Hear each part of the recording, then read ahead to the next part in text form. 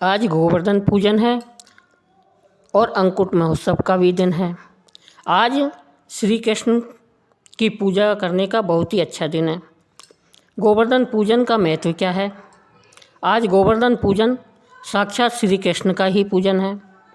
कार्तिक शुक्ला पड़वा को प्रतिवर्ष गोवर्धन की पूजा की जाती है।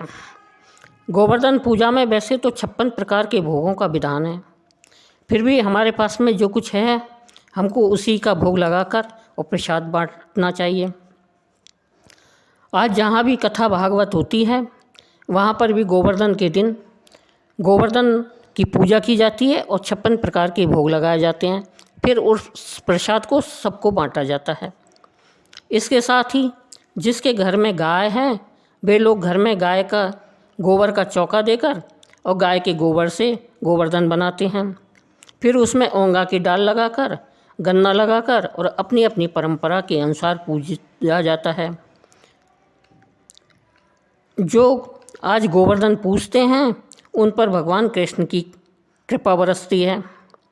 आज के दिन गाय बछड़ों की पूजा करना बड़ा शुभ माना जाता है। आज पहली रोटी गाय को देनी चाहिए। बहुत से लोग आज गाय बछड़ों को टीका लगाते हैं, रंगों से गाय बछड़ों को मांडकर सुंदर बनाते हैं, उनके सींगों को रंगों से पोंछते हैं।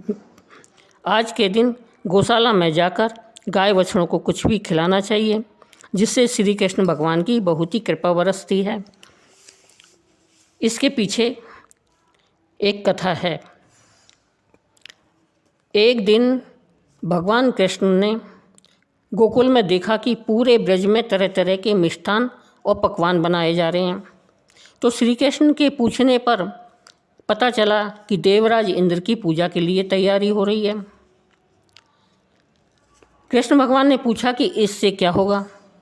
सभी ब्रजवासियों ने बताया कि इंद्र की प्रसन्नता के से बरसात होती है।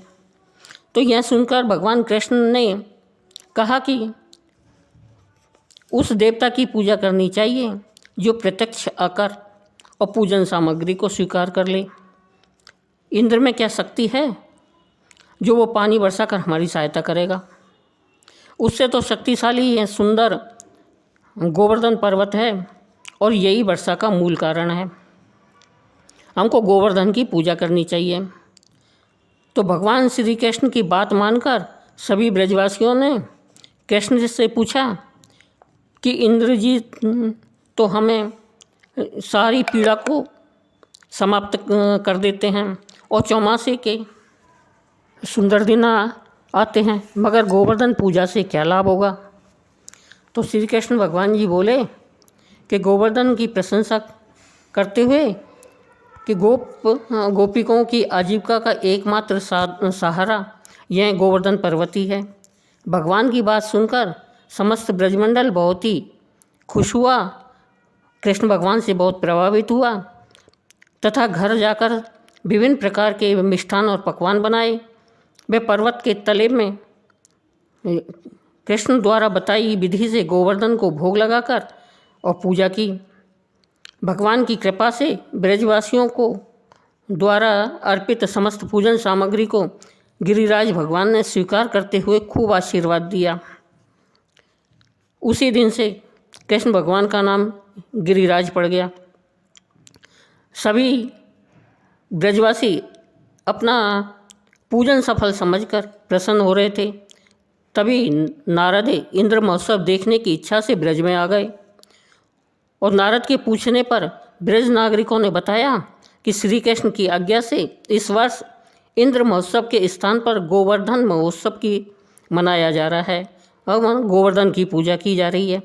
यह सुनते ही नारद उल्टे पांव इंद्रलोक को गए और खिन्न मुद्रा में इंद्र से बोले, हे राजन, तुम तो महलों में सुख की नींद सो रहे हो, उधर ब्रजमंडल में तुम्हारी पूजा समाप्त करके और गोवर्धन की पूजा की जा रही है।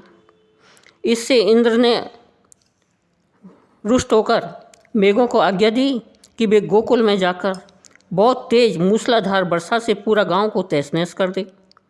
बादल ब्रज की ओर उमड़ पड़े और खूब भयानक वर्षा की। वर्षा को देखकर ब्रजमंडल घबरा गया। सभी ब्रजवासियों ने कृष्ण की शरण में जाकर बोले, हे भगवान, इंद्र से हमारी नगरी की रक्षा करो। इंद्र हमारी नगरी को डुबाना चाहता है, अब क्या किया जाए।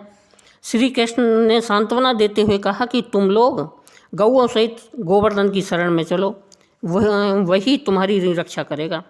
इस तरह से समस्त ग्वालवाल गोवर्धन के नीचे पहुंच गए। श्री कृष्ण ने गोवर्धन को चितली अंगुली पर उठा लिया और 7 दिन तक गोपिकाएं उसी छाया में सुखपूर्वक रहे। अब भगवान की कृपा से उनको एक छींटा भी न लगा। इससे इंद्र को बहुत ही आश्चर्य हुआ और वह भगवान की महिमा को समझकर इंद्र स्वयं ब्रज में आया और पश्चाताप किया। 7वें दिन भगवान ने गोवर्धन को नीचे रखा। इसी भांति प्रतिवर्ष गोवर्धन पूजा करके अंकुट महोत्सव मनाने की आज्ञा दी।